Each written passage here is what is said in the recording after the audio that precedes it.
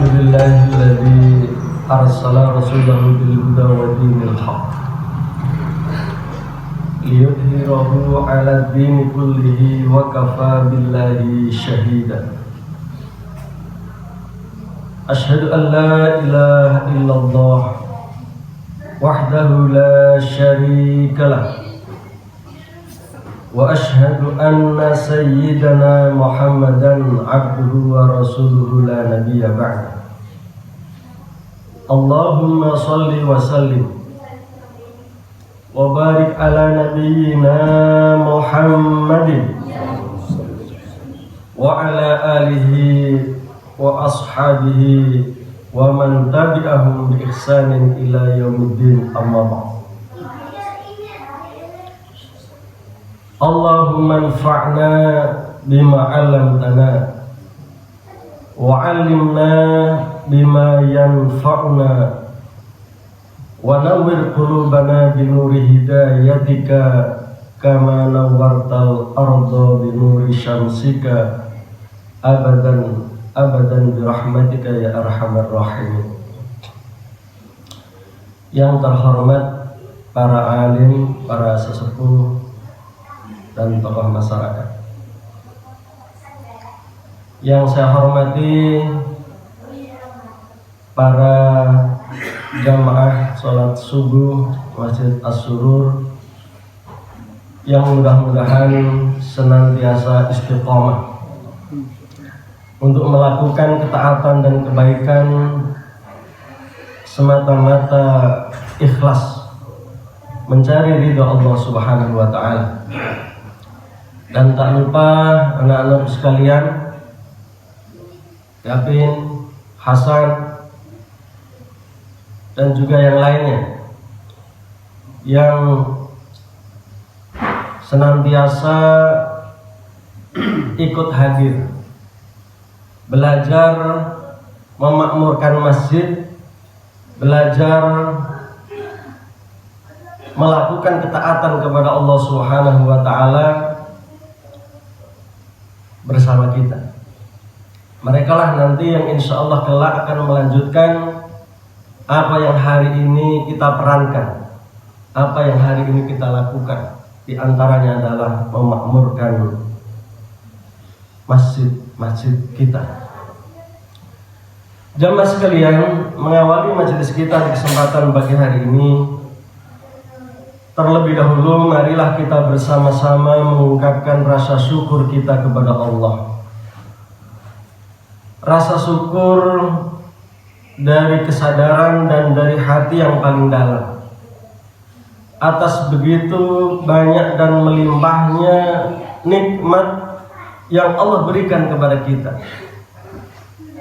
Nikmat iman dan Islam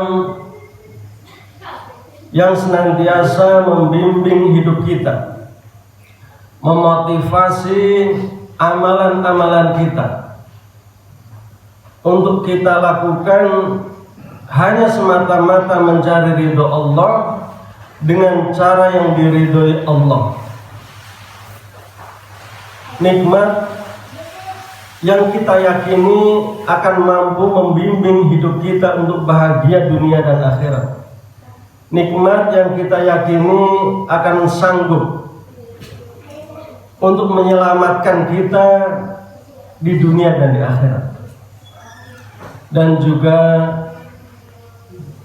nikmat panjang umur dan kesehatan, sehingga dengan panjang umur dan sehat itulah kita dapat senantiasa melakukan ketaatan. Kita dapat senantiasa melakukan berbagai kewajiban dan aktivitas kita, termasuk dapat berkumpul dengan keluarga, dapat saling menyapa dengan tetangga, dapat melangkahkan kaki hadir di tempat ini pada pagi hari ini. Itu semuanya adalah nikmat dan karunia yang sungguh sangat besar, yang harus kita jaga. Di antara cara menjaganya adalah dengan mensyukurinya, memanfaatkan nikmat dan karunia itu untuk melakukan apa-apa yang diperintahkan oleh Allah, untuk melakukan ketaatan sebagaimana yang diperintahkan oleh Allah Subhanahu wa Ta'ala. Dengan itulah maka insya Allah secara otomatis nikmat yang ada akan dijaga oleh Allah, bahkan akan ditambah dan semakin diberkahi. La in syakartum la azidannakum wa la in kafartum inna adzabi lasyadid. Jamaah sekalian, saya sendiri sebenarnya masih flu, Pak.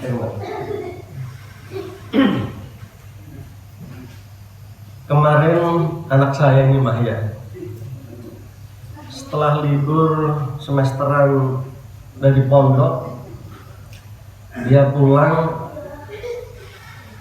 batuk dan flu.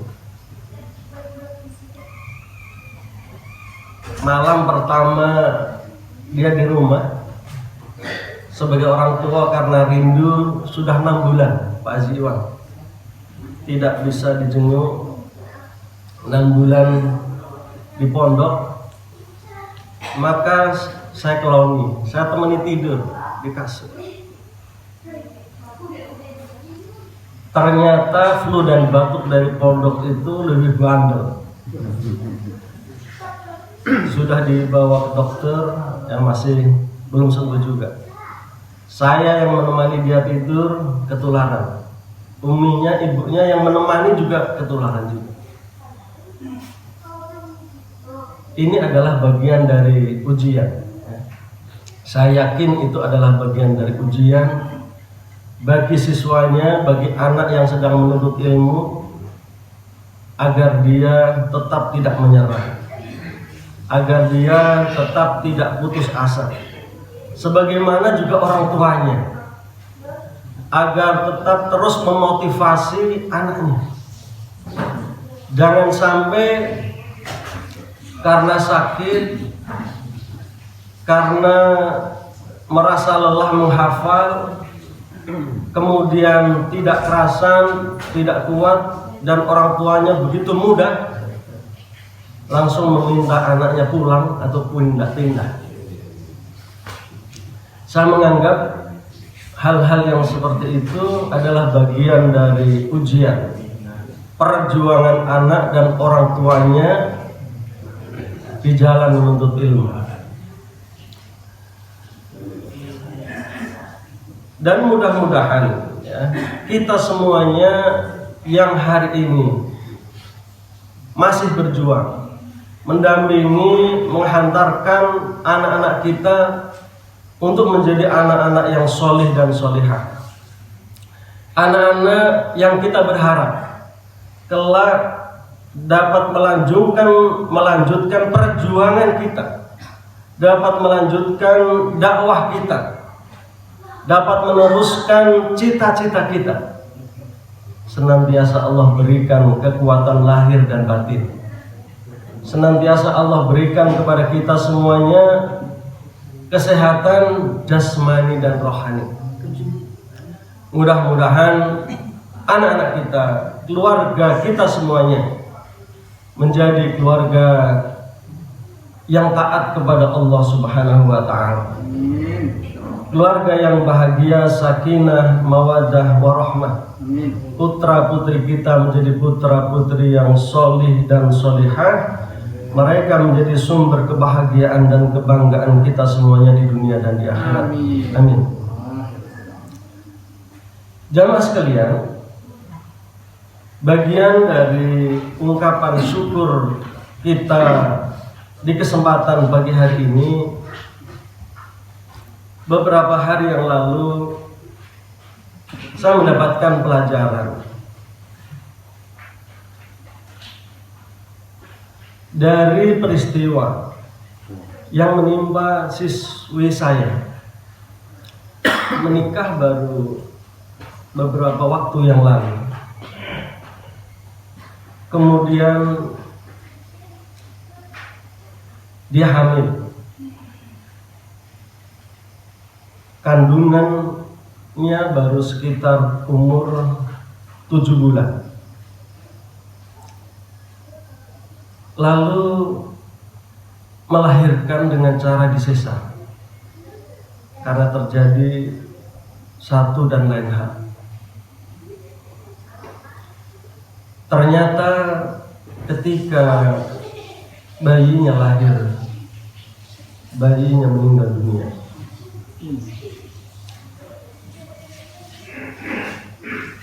Sang ibu belum dikasih tahu tentang bagaimana kondisi anaknya. Tetapi karena dia terus bertanya, maka orang tuanya tidak kuasa untuk tidak menceritakan apa adanya. Padahal semestinya saat itu ibunya habis operasi, harus dijaga kondisi fisiknya, kondisi psikisnya. Tetapi karena dia terus bertanya bagaimana anaknya, maka sang ayah kemudian menceritakan bahwa anaknya tidak bisa diselamatkan nyawanya, bahwa anaknya meninggal. Mulai dari diceritakan itulah, kemudian ibunya ngedrop, semakin lemas, bahkan kemudian terus turun kesehatannya, dan akhirnya juga meninggal. Pak Firhan,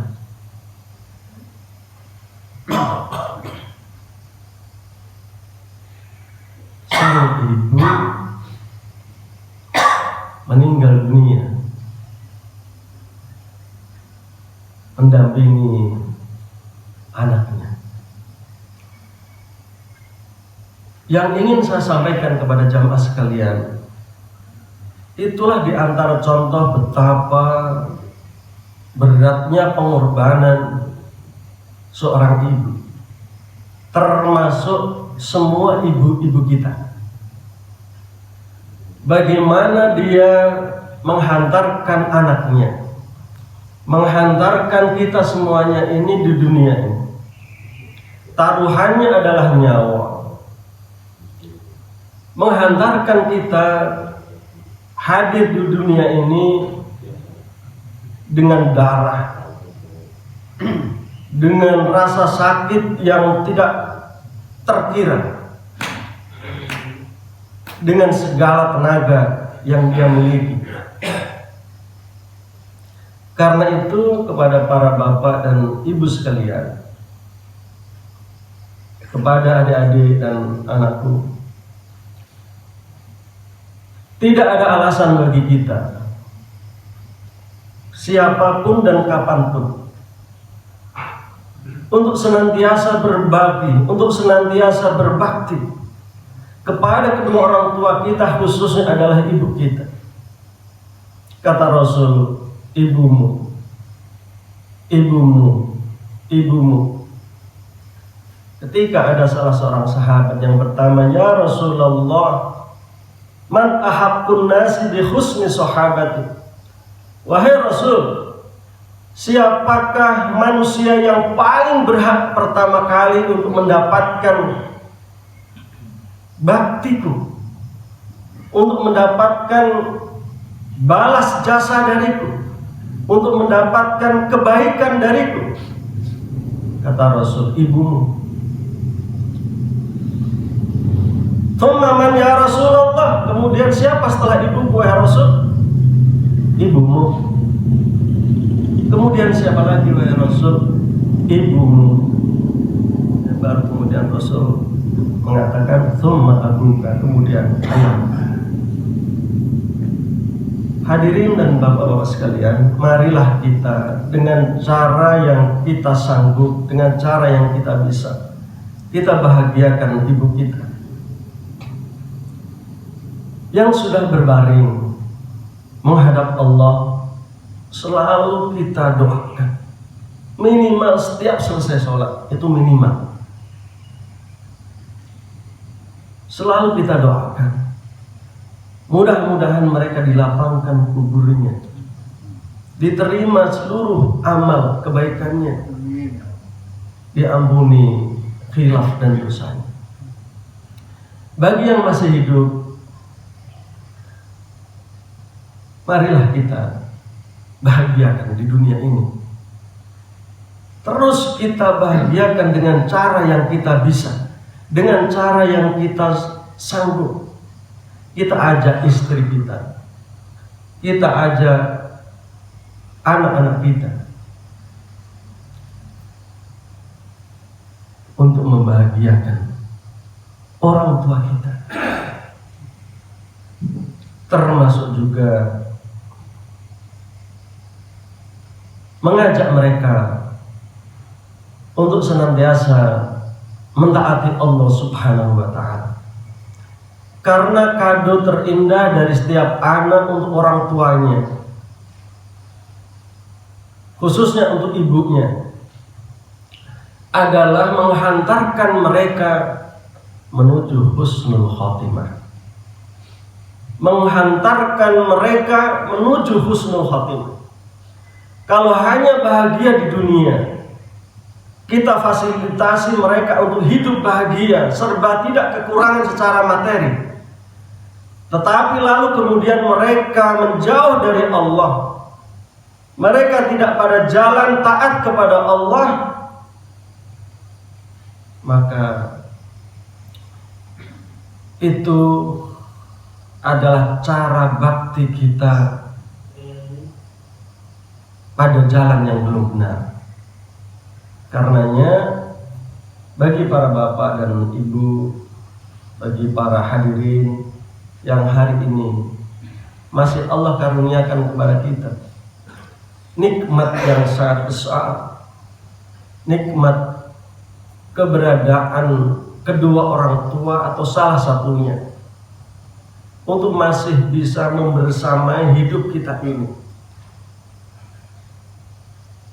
melihat anak-anaknya berumah tangga, bahkan mungkin juga menggendong cucunya, bercengkrama dengan cucu-cucunya, maka syukurilah nikmat yang luar biasa itu. Terus bahagiakan kedua orang tua kita, terus bersamai dan kondisikan suasana mereka untuk bisa selalu taat kepada Allah dan pada akhirnya adalah husnul khatimah. Amin. Jamaah sekalian, selanjutnya adalah sholawat dan salam. Marilah sama-sama kita sampaikan kepada junjungan kita Nabi besar Muhammad sallallahu alaihi wasallam, kepada segenap keluarga, para sahabat dan seluruh umatnya, termasuk kita semua yang mau berusaha dengan sungguh-sungguh menjalankan dan mendakwahkan ajaran-ajaran yang telah dibawanya. Ma'asyiral muslimin rahimakumullah, di kesempatan pagi hari ini saya ingin menyampaikan sebagai salah satu bentuk ta'zim, apresiasi dan syukur saya kepada seorang ulama yang beberapa waktu lalu telah meninggalkan kita, telah meninggal dunia, yaitu Syekh Yusuf Al-Qaradawi. Kebetulan menurut saya, beliau ini adalah salah satu ulama yang begitu luar biasa kontribusinya untuk dunia, terlepas dari pro kontra atau sebagian cendekiawan muslim, sebagian ulama yang punya sikap kritis terhadap pemikiran-pemikiran beliau. Beliau punya pandangan dari buku-buku yang saya baca. Buku-bukunya banyak sekali diterjemahkan oleh penerbit ke dalam berbagai bahasa di dunia termasuk bahasa Indonesia. Saya ada Halal dan Haram, Kita dan Bara, Fikih Politik atau Fiqh Daulah, Fikih Jihad, Ekonomi Islam, kemudian Khitabuna Al-Islami fi Asril Awlan, pokoknya tentang retorika Islam dalam percaturan menghadapi dunia era modern, dan masih banyak lagi. Pemikiran-pemikiran beliau yang mampu memoderasikan, mampu mendamaikan antara kelompok-kelompok Islam yang punya pemikiran ekstrim kanan dan di sisi yang lain ekstrim kiri. Saya menganggap beliau adalah sosok yang memiliki pemikiran cara berislam yang berkeseimbangan.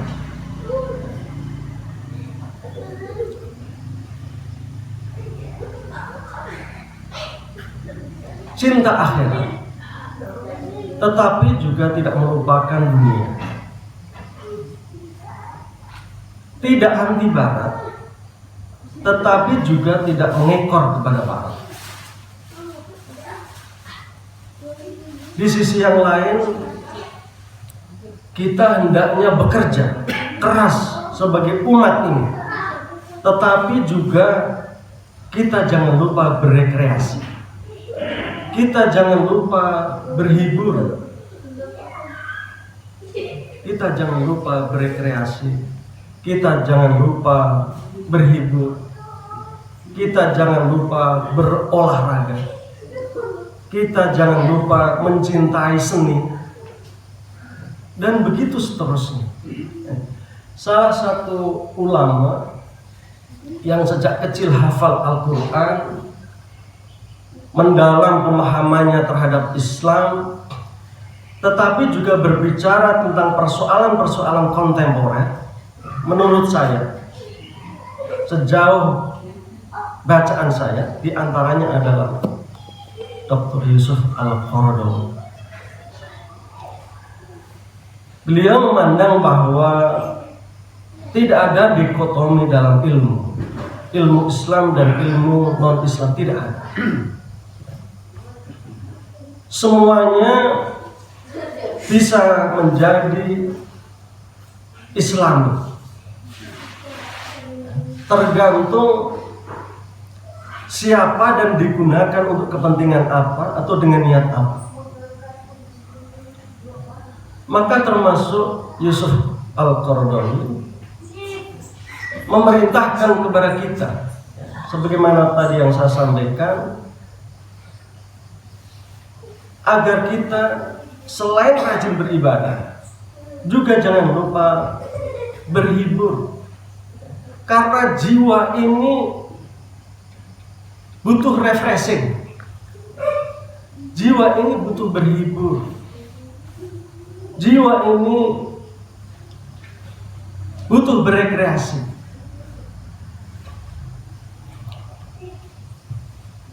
Ada salah seorang sahabat yang cerita ini sudah sering kita dengar dari para penceramah, dari para ustadz. Dan itulah diantara yang diceritakan oleh Syekh Yusuf Al-Qaradawi dalam bukunya ini, Al-Halal wal Haram. Ini termasuk buku yang sudah lama, yang diterjemahkan dalam bahasa Indonesia. Salah seorang sahabat, dia namanya Hanzalah,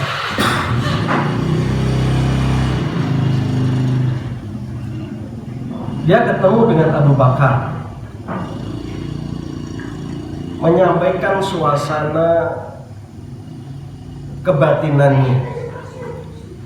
Wahai Abu Bakar, nafaqatil hamdalah. Hamdalah nifaq. Hamdalah munafik. Innalillah. Subhanallah. Kenapa bisa begitu wahai hamdalah? Karena kalau saya berada di sisi Rasulullah, saya membersamai Rasulullah, dan Rasulullah menceritakan kepada saya tentang surga, tentang neraka, maka saya semakin takut kepada Allah dengan menjalankan perintah-perintahnya dan menjauhi larangan-larangannya. Saya banyak berzikir kepada Allah, semakin mendekat kepada Allah.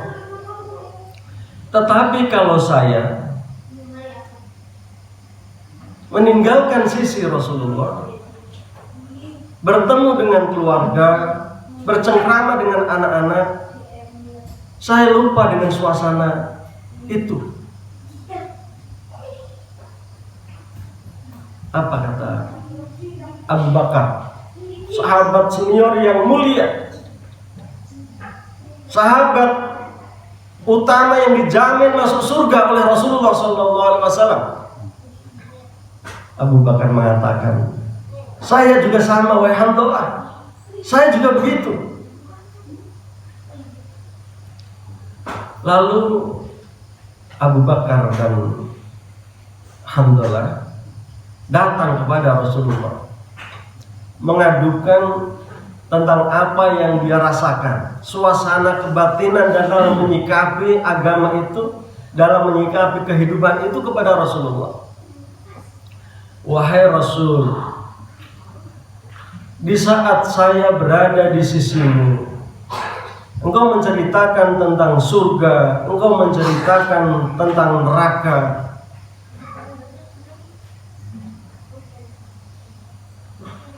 Saya semakin takut kepada Allah.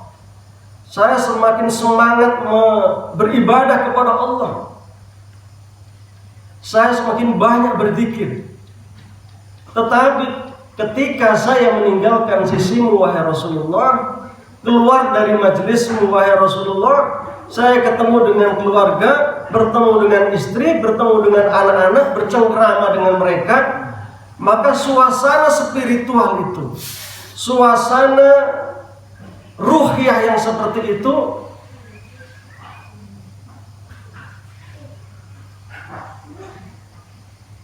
tidak ada wahai Rasul, atau berkurang wahai Rasul. Maka apakah Rasul kemudian mencela? Apakah kemudian Rasulullah menyalahkan? Tidak. Rasulullah mengatakan, walladzi nafsi biyadi, demi jiwaku yang berada dalam genggamannya. Ya, dikatakan, innakum tadumuna ala ma takununa indi wa fi dzikri lasafahatkumul malaikatu ala furushikum wa fi turqikum. Demi jiwaku, kata Rasul, yang berada dalam genggamannya, atau demi Allah, wahai Hamdalah, jikalau engkau bersama Abu Bakar dan juga semua manusia itu senantiasa tadumuna, senantiasa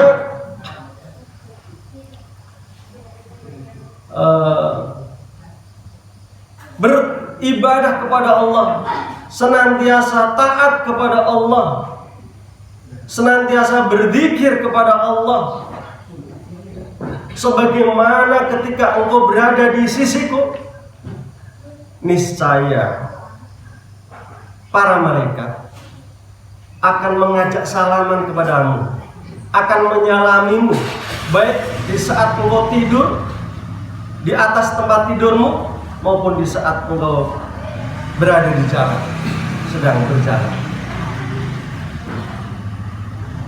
Jadi wajar. Rasulullah ingin menjelaskan wajar kalau engkau di saat bersamaku ketaatan engkau bertambah kepada Allah, zikirmu kepada Allah bertambah, suasana kebatinanmu menguat, itu wajar. Dan di saat engkau meninggalkan sisiku, engkau berada di tengah-tengah keluargamu, di tengah-tengah kehidupan masyarakat banyak, lalu suasana itu berubah. Kata Rasul,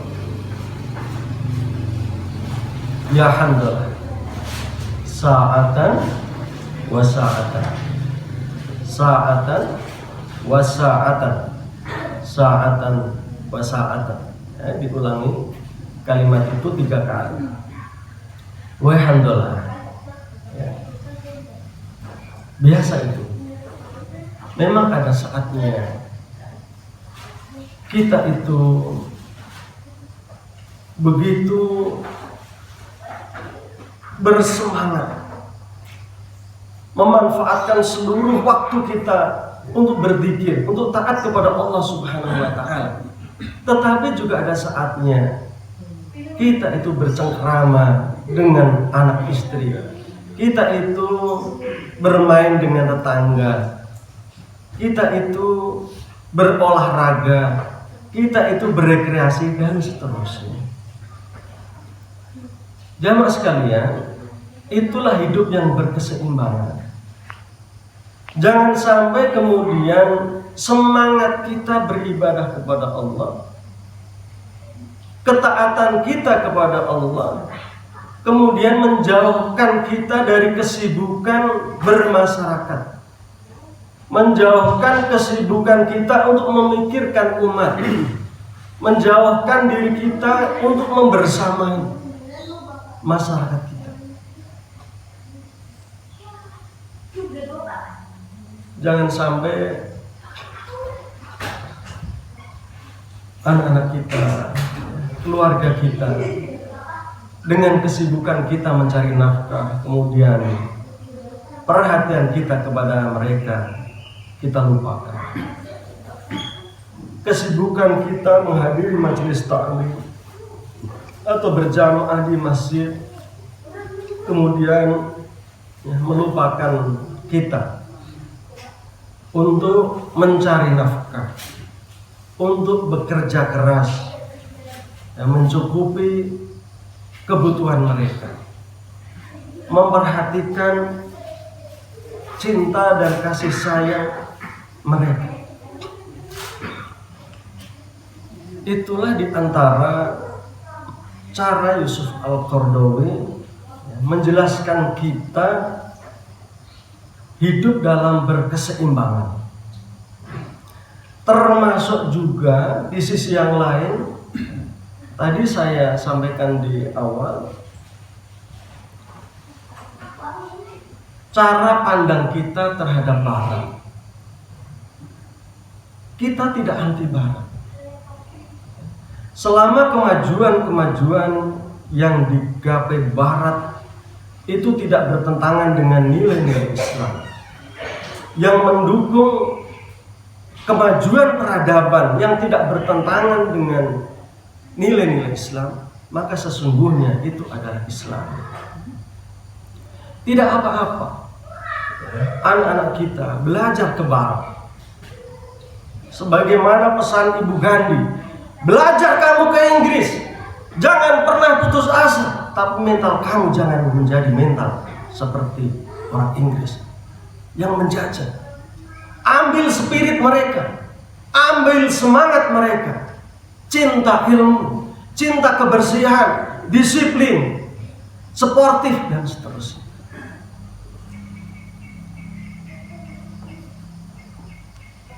Masyarul muslimin rahimakumullah. Ada juga yang diangkat oleh Yusuf Al-Qaradawi, Ya, kisah seorang sahabat. Dia setelah mengenal Islam, dia cenderung zuhud. Dulu dia pengusaha, tetapi kemudian setelah dipersaudarakan oleh Rasulullah dengan Salman Al-Farisi, setelah dia ikut dakwah Rasulullah, dia sangat cinta kepada Islam. Tetapi sayangnya kemudian dia nyaris menghabiskan waktunya untuk beribadah, untuk sholat, untuk berzikir, zuhud, dan dia meninggalkan dunia. Dia tidak lagi memakai pakaian yang rapi, padahal dulu dia pengusaha, dia sukses. Dia banyak menghabiskan waktu malamnya untuk qiyamul lail, menghabiskan siangnya untuk puasa, mensedekahkan banyak hartanya. Bahkan juga diceritakan dia menyibukkan sebagian waktunya untuk takarrub, untuk berzikir kepada Allah Subhanahu wa taala, sehingga perhatian kepada istrinya nyaris terbengkalai, terlupakan. Maka ketika Salman Al-Farisi melihat dari dekat kehidupan Abu Darda, sahabat ini, Salman Al-Farisi tidak enggan-enggan untuk menasihatinya. Pernah suatu ketika di saat Salman datang, Abu Darda menghidangkan, ya, pergi sebentar lalu kemudian datang dengan membawa makanan yang lezat, yang enak, lalu disuguhkan kepada Salman. Silahkan wahai Salman, nikmati hidangan yang ku persiapkan untukmu. Maafkan, saya tidak bisa membersamakan.